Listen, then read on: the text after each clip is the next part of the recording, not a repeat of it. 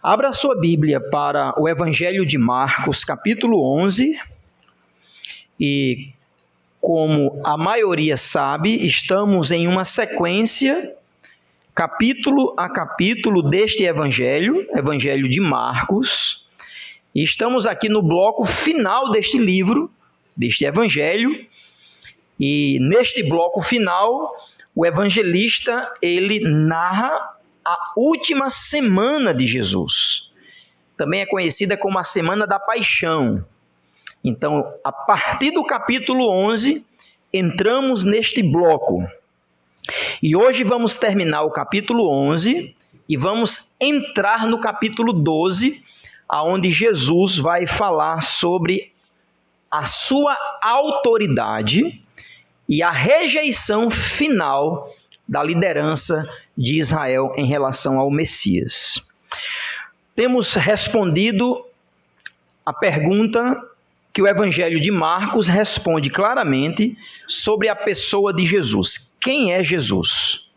Então temos visto ao longo deste Evangelho a identidade messiânica, o Filho de Deus, o Filho amado, o Santo de Israel, aquele que purifica, aquele que cura, aquele que perdoa pecados, aquele que tem autoridade sobre os demônios, aquele que tem autoridade sobre os aspectos da natureza, aquele que tem autoridade sobre o sábado.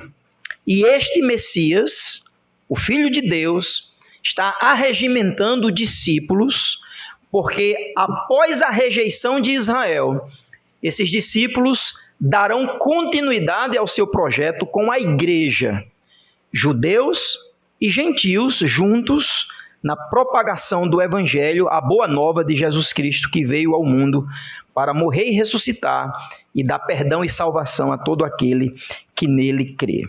Então temos respondido a estas perguntas e hoje falaremos quem é Jesus no que se refere à sua autoridade. Então, a pergunta que eu quero responder hoje é: você se submete a Jesus Cristo? Qual é o seu nível de submissão a Ele? Ou você tem feito Jesus Cristo apenas como um amuleto da sorte? Eu sei que talvez essa linguagem choque alguns, mas é o que muitos têm feito de Jesus. Jesus é apenas aquele nome mágico que quando eu falo as coisas podem acontecer, as coisas boas podem acontecer. Não, irmãos, Jesus não é esse. Jesus tem autoridade como o Messias, o Deus encarnado, o Filho de Deus. E hoje nessa passagem vamos falar justamente sobre isso, sobre a autoridade de Jesus. A minha ideia central hoje para a nossa meditação é: quando rejeitamos a autoridade de Jesus e endurecemos o nosso coração contra a sua palavra e a sua vontade, nos colocamos como inimigos da graça e nos posicionamos no caminho do juízo. Irmãos, veja como isso é importante. Quando nós não nos submetemos a Jesus como Ele dita como deve ser feito, nós somos inimigos da graça e nós nos colocamos no caminho do juízo do Senhor. Nesta noite você não pode ficar em cima do muro. Nesta noite você não pode ter o meio termo. Nesta noite você tem que tomar uma decisão. Ou você segue Jesus como seu absoluto Senhor, ou você o rejeita. Você não o coloca como a pedra angular da sua vida. E assim, ele não tem tido autoridade sobre você. E isso trará para você juízo eterno. Então é dentro desta ideia que eu quero dividir esse texto, começando no capítulo 11, a partir do versículo 27, sobre a autoridade de Jesus, que é questionada. Depois, capítulo 12, verso de 1 a 12, Jesus conta uma parábola acerca da rejeição de Israel. Então, a pregação hoje tem duas partes, acredito simples de entender. A autoridade de Jesus é questionada e depois Jesus conta uma parábola acerca da rejeição de Israel. Então vamos no capítulo 11, a partir do versículo 27, eu peço que você me acompanhe a leitura e na medida que vamos lendo, vamos explicando para poder ir entendendo um pouco mais o texto e trazer aplicações e desafios para a nossa vida. Marcos, capítulo 11, a partir do versículo 27, diz: E tornaram a Jerusalém, e andando Jesus, ele pelo templo, os principais sacerdotes e os escribas e os anciãos se aproximaram dele e lhe disseram: Com que autoridade fazes tu estas coisas? Ou quem te deu tal autoridade para fazer estas coisas? Mas Jesus respondendo disse-lhes: Também eu vos perguntarei uma coisa. Responder-me-ei, então vos direi com que autoridade faço estas coisas. O batismo de João era do céu ou dos homens? E respondei-me. E eles arrazoavam entre si, dizendo: Se dissermos do céu, ele nos dirá: Então por que não o crestes? Se porém dissermos dos homens, tememos o povo, porque todos sustentavam que João verdadeiramente era profeta. E respondendo disseram a Jesus: Não sabemos. E Jesus lhes replicou: Também eu vos não direi com que autoridade faço estas coisas. Agora vá para o capítulo 12, versículo 1. Apesar de ter uma divisão de capítulos, aqui é a sequência imediata do texto. Veja capítulo 12 em diante, versículo 1. E começou a falar-lhes por parábolas. Um homem plantou uma vinha, cercou-a de um valado, fundou nele um lagar e edificou uma torre, e arrendou-a a uns lavradores, e partiu para fora da terra. Chegando o tempo, mandou um servo aos lavradores, para que recebesse dos lavradores o fruto da vinha. Mas estes, apoderando-se dele, o feriram e o mandaram embora vazio. E tornou a enviar-lhes outros servos, e eles, apedrejando-o, o feriram na cabeça, e o mandaram embora, tendo afrontado. E tornou a enviar-lhes outros, e a este mataram, e a outros muitos, dos quais uns feriram e a outros mataram. Tendo ele, pois, ainda um filho amado, enviou também a estes por derradeiro, dizendo: Ao menos terão respeito ao meu filho. Mas aqueles lavradores disseram entre si: Este é o herdeiro. Vamos matemo-lo, e a herança será nossa. E pegando dele o mataram e lançaram fora da vinha. Que fará, pois, o senhor da vinha? Virá e destruirá os lavradores e dará a vinha a outros. Ainda não lestes esta escritura? A pedra que os edificadores rejeitaram, esta foi posta por cabeça de esquina. Isto foi feito pelo Senhor, e é coisa maravilhosa aos nossos olhos.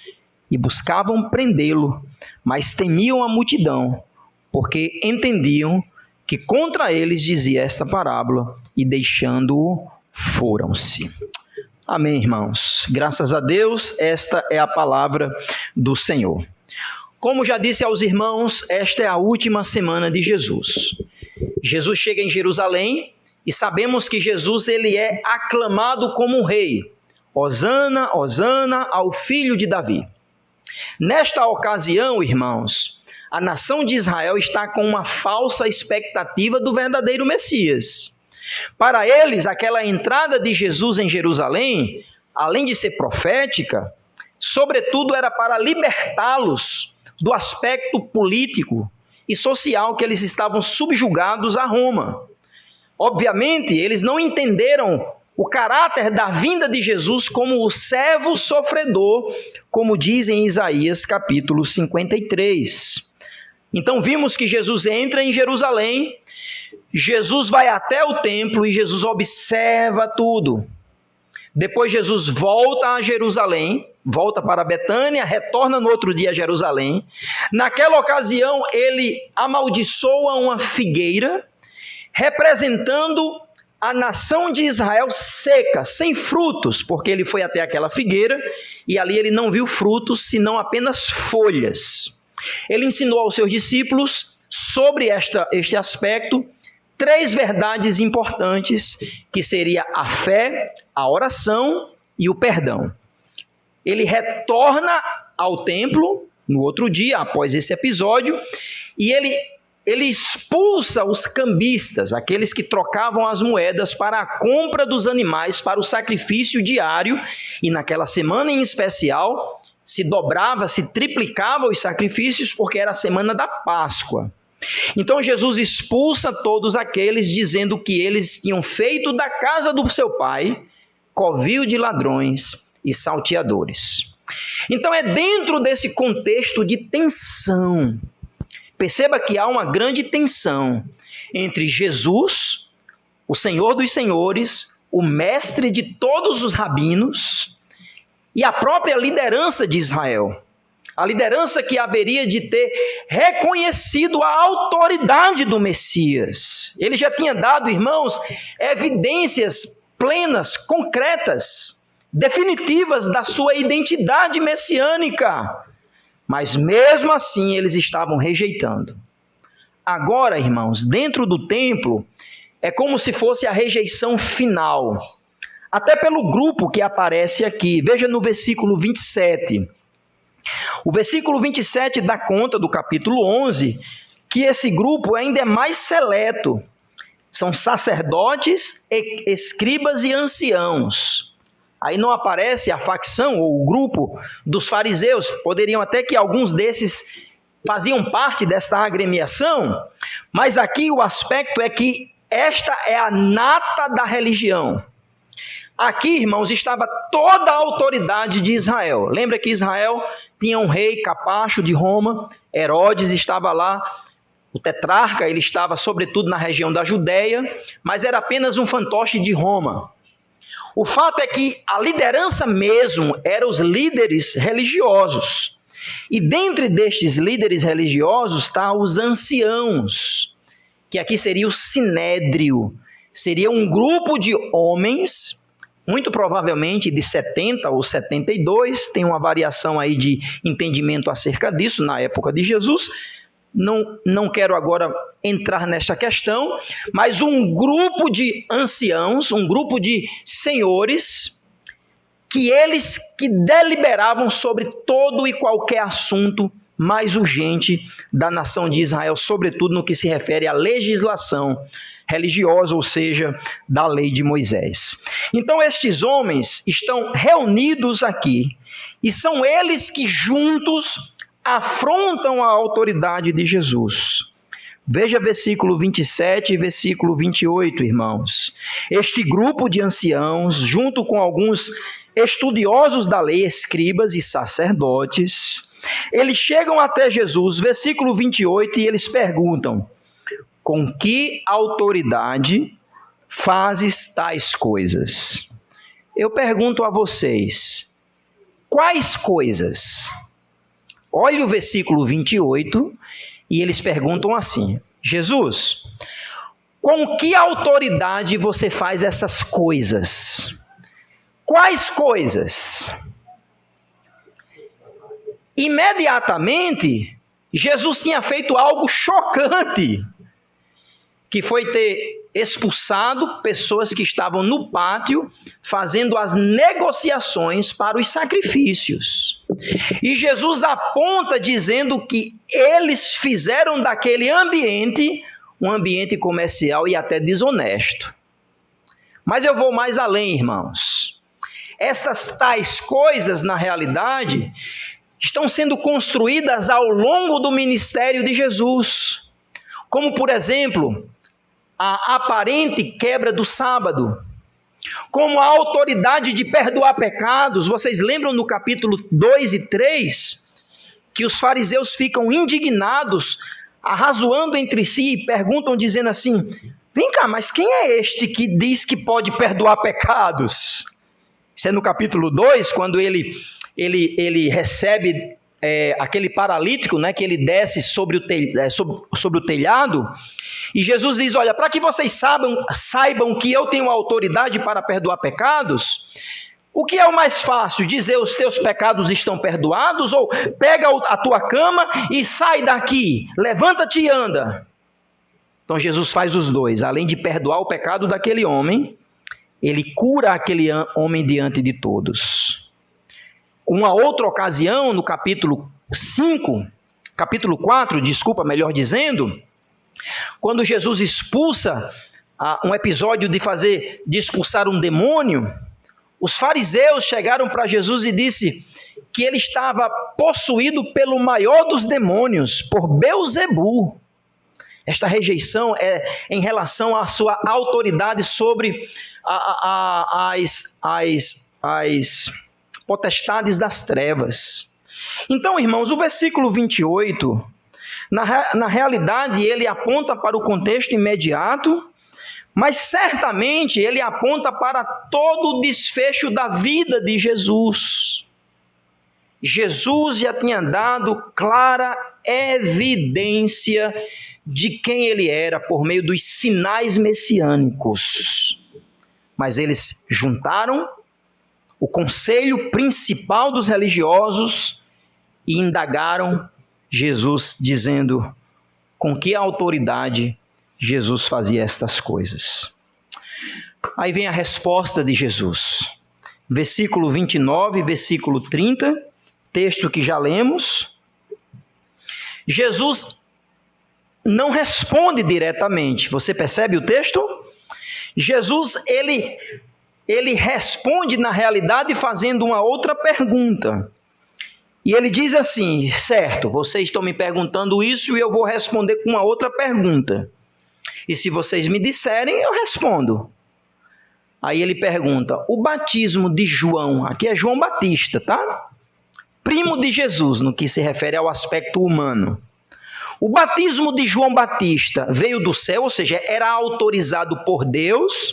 Ele de fato era um profeta que veio cumprir o aspecto messiânico de aplanar os caminhos do Messias, buscando, sobretudo, para que o povo de Israel se arrependesse e recebesse em Jesus o perdão dos pecados. O batismo de João, ele é do céu ou ele é dos homens? Eita! Olha a resposta desta liderança religiosa, irmãos. Veja comigo, versículo 31 e versículo 32. Eles começaram a discutir, eles começaram a arrazoar entre si, e eles ponderaram o assunto dizendo assim, se dissermos que é do céu, ele vai dizer assim, então por que vocês não creram? Vocês não aceitaram o testemunho de João que ele veio aplanar o caminho do Senhor, e era ele o próprio Senhor. Versículo 32, se porém dissermos dos homens, tememos o povo, porque todos sustentavam que João verdadeiramente era um profeta. E aqui, irmãos, se revela o coração do hipócrita. O hipócrita, ele não tem convicção. O hipócrita, ele quer fazer as coisas que possa trazer resultado para ele. E aí eu estou falando especificamente do hipócrita religioso, pela qual Jesus já tinha declarado que esses homens eram hipócritas, que tinham a aparência de piedade, mas de fato eles não serviam ao Senhor. E aí várias passagens apontam para isso. Então aqui Jesus está revelando o coração deles. Irmãos, vejam, não era falta de conhecimento, eles sabiam quem era Jesus. Mas o coração endurecido e a hipocrisia fez com que eles buscassem um caminho pelo qual eles ficassem em cima do muro. Não era falta de conhecimento, era revelando um coração hipócrita. Se dissermos que é do céu, ele vai dizer, então por que vocês não creram? Se dissermos que é dos homens, o povo não vai gostar, e aí pode ser que haja um tipo de tumulto na cidade. A resposta deles, irmãos, versículo 33, não sabemos. Eu pergunto a vocês, eles sabiam? Sabiam. É tanto que eles procuram em um caminho e outro. Eles sabiam quem era João. Eles tinham evidências das Escrituras. Mas o coração endurecido, a consciência cauterizada, a hipocrisia como a casca grossa e podre da religiosidade fazia com que eles não respondessem. Porque nesta hora eles tinham que tomar uma posição. Por isso que eu disse hoje no início dessa mensagem, hoje você não pode ficar neutro. Ou você rejeita, ou você aceita. Ou você rejeita, ou você reconhece que Jesus Cristo é aquele que tem autoridade sobre sua vida. Você não pode dizer hoje, não sei. Você não pode dizer hoje, eu não sei. Esta mensagem de Jesus para a liderança religiosa de Israel fazia com que eles tivessem no limiar entre os céus e o inferno. Os céus, se eles reconhecessem, como diz o texto em paralelo em Mateus 21, o reino de Deus não é para vocês, porque vocês têm rejeitado. O texto em Mateus é mais detalhado. Os céus, se eles reconhecessem que até aquele momento eles estavam negando a autoridade do Messias, mas o inferno, porque eles disseram, nós não sabemos. Então Jesus diz no versículo 33, também, veja finalzinho do versículo 33, também eu vos não direi com que autoridade faço estas coisas. Meus irmãos, uma das características de Jesus é a sua paciência. E a gente vê ele conversando com pessoas, respondendo a perguntas. Quando indagado, com sinceridade de coração, ele tinha o prazer de responder. A gente vê isso na Bíblia em várias ocasiões, inclusive dentro da liderança religiosa. Você lembra da passagem narrada de João capítulo 3, de um homem chamado Nicodemos? Você lembra? Nicodemos era um mestre da lei, um doutor e fariseu. E ele queria saber mais quem era Jesus. Ele estava com sinceridade no coração. Então ele vai de noite até onde Jesus estava e ele vai ter uma conversa com Jesus. Jesus colocou Nicodemos de fora para casa? Para fora de casa? De jeito nenhum. Ali a gente vê um dos mais belos sermões que Jesus deu para um homem só. Mas aqui, com esta liderança, imagino eu, aqui é um aspecto imaginativo, imagino eu cercando Jesus, apontando o dedo para Jesus, dizendo assim, com que autoridade você faz essas coisas?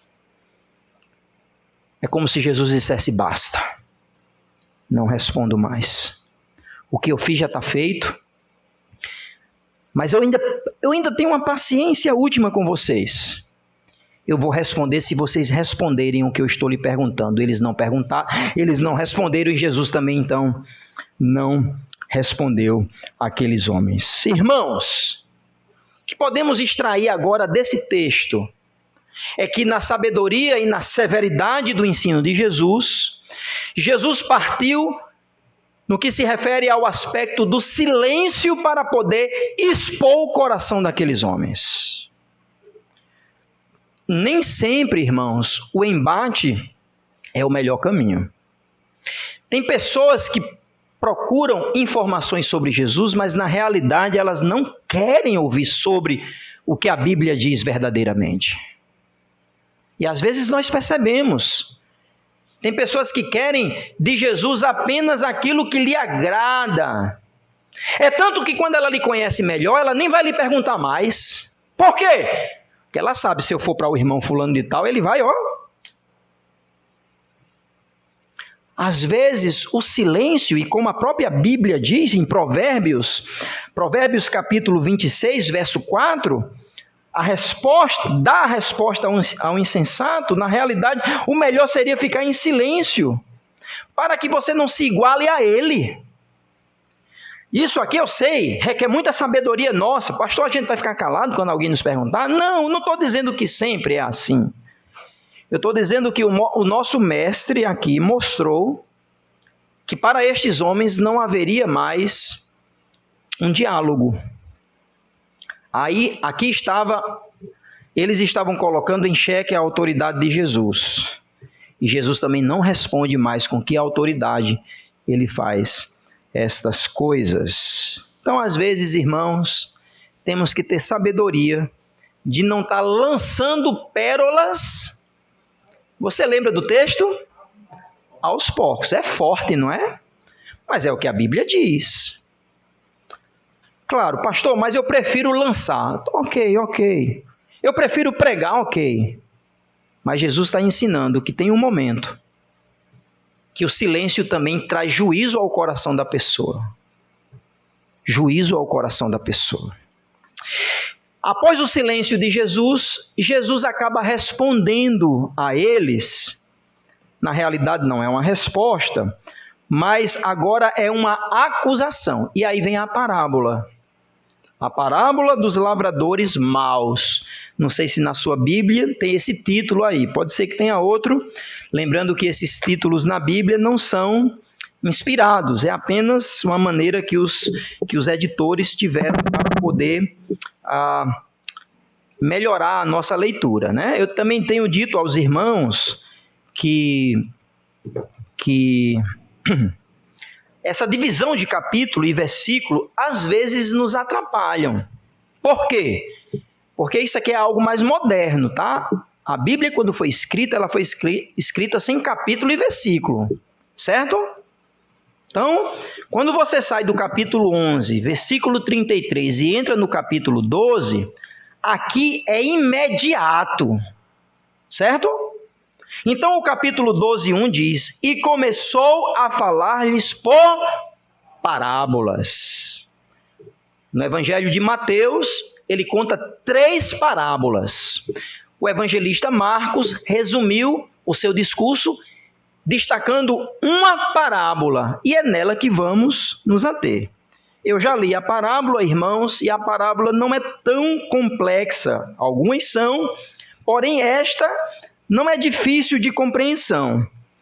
Jesus apresenta esta parábola que traz a imagem de Israel sendo aquele que Deus deu a responsabilidade de frutificar.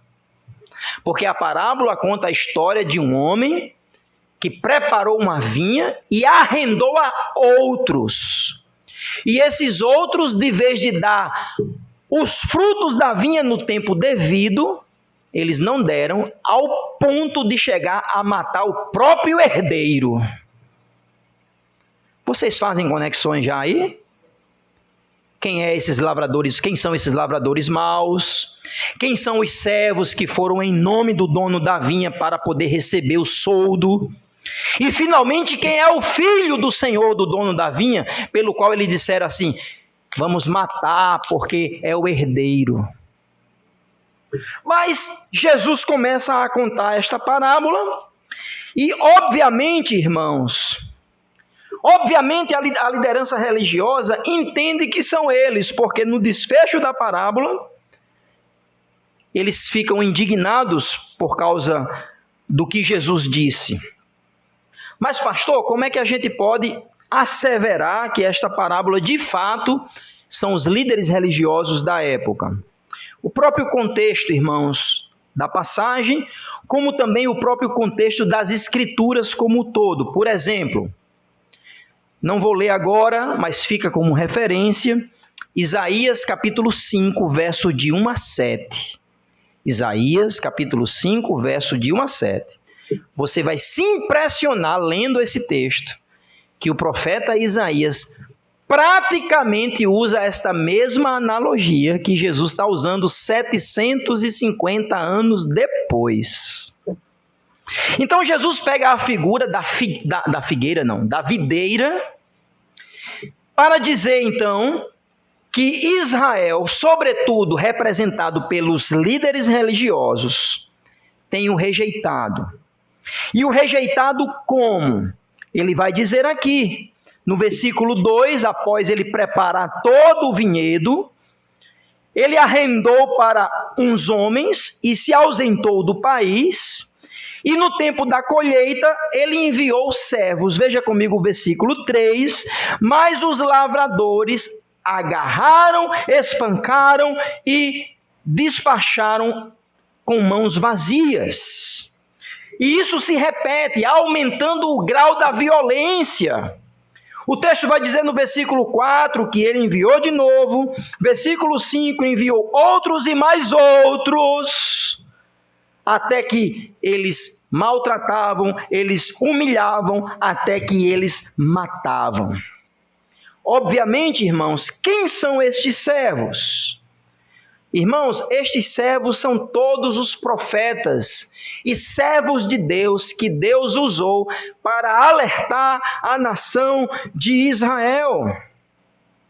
Se você vê comigo, 2 Crônicas 36, 15 e 16, texto que eu vou apenas pincelar algumas frases dele, o texto vai dizer em 2 Crônicas 36, 15 e 16, que o Senhor Deus começou a enviar mensageiros a Israel, antes que a calamidade os acometessem. Porém, Israel zombou dos mensageiros de Deus, ridicularizavam os seus profetas, apedrejando, maltratando, torturando e até matando. Você tem um texto que se refere a isso no Antigo Testamento. Você tem um texto no Novo Testamento que fala sobre isso. Hebreus capítulo 11, versículo 35, que fala dos homens e das mulheres que viveram pela fé. O texto vai dizer, a partir do versículo 35, que estas pessoas que viveram pela fé foram torturadas, foram maltratadas, foram açoitadas, foram escarnecidas, foram aprisionadas, foram apedrejadas, foram cerradas ao meio, eles foram mortos ao fio da espada, eles andaram errantes, vestidos de peles de ovelhas e cabra, necessitados de pão, afligidos, maltratados. O versículo 8 fecha dizendo que o mundo não foi digno desses homens.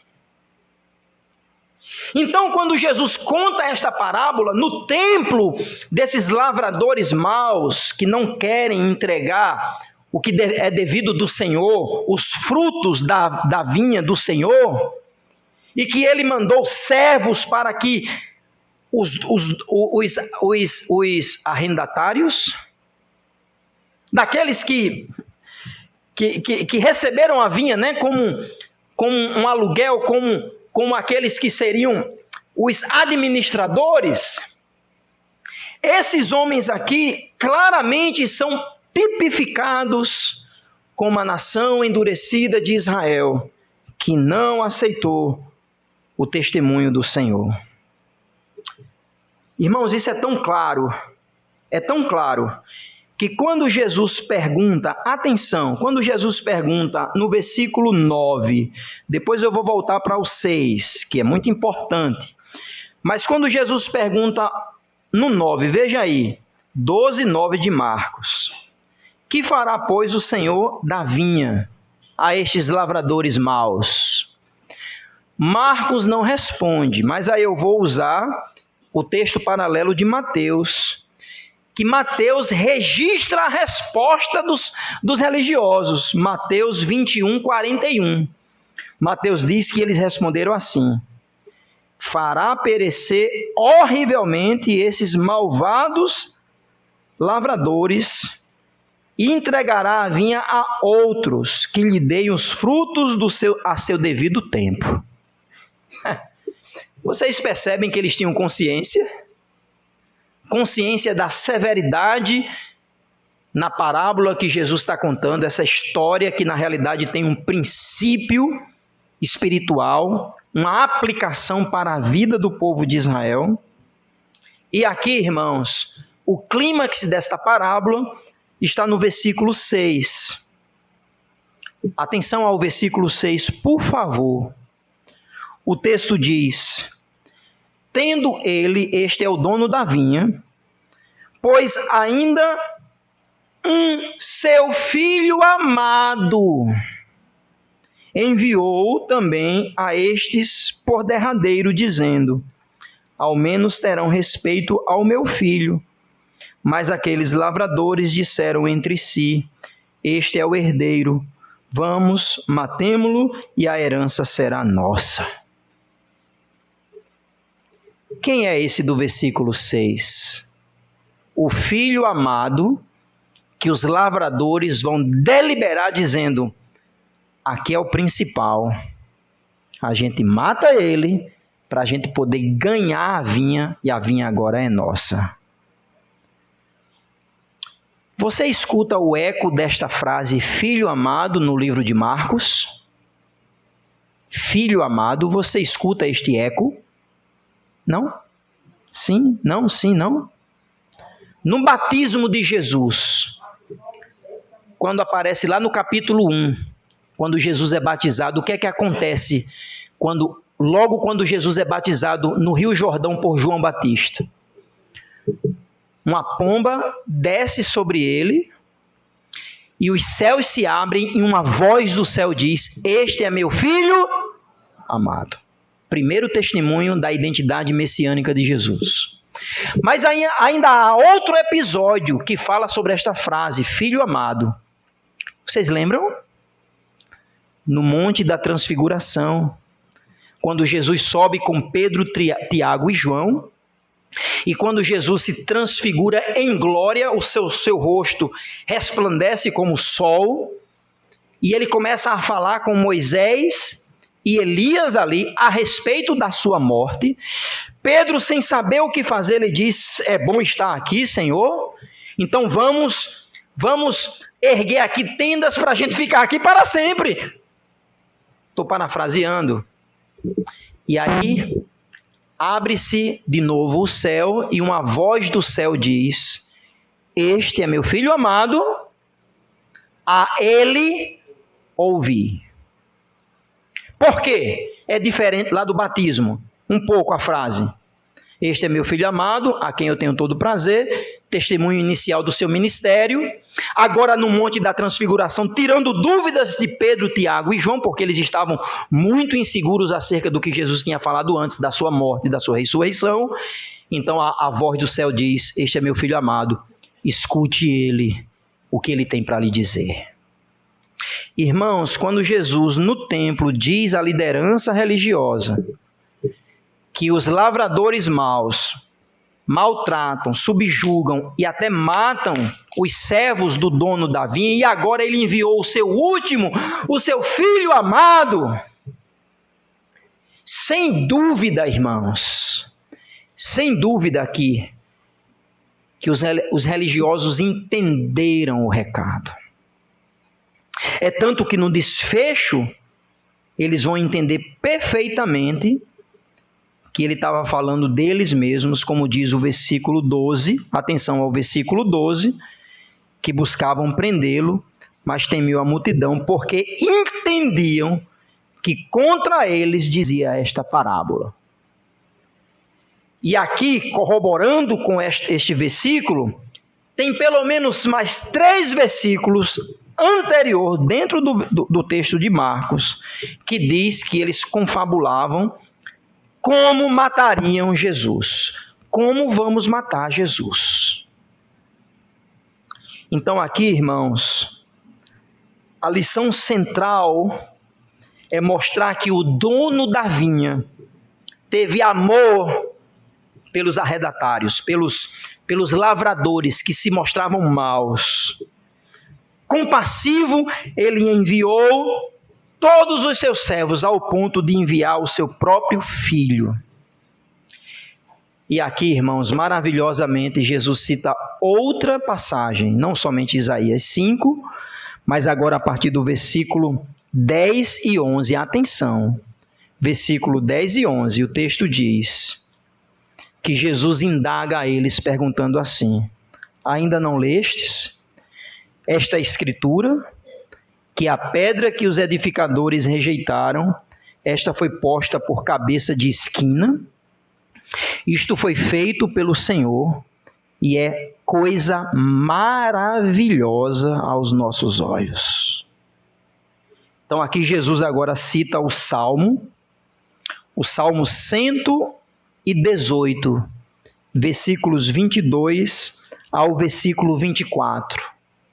E no Salmo 122, Jesus está aplicando a este momento que os construtores de Israel, e aí ele muda a figura, porque lá não é lavradores, mas é construtores. Ele pega esse texto de que esses homens experientes deveriam entender na construção qual é a principal pedra, a pedra angular, a pedra de esquina, a pedra que seria colocada e de forma muito bem fixa sustentaria toda a construção.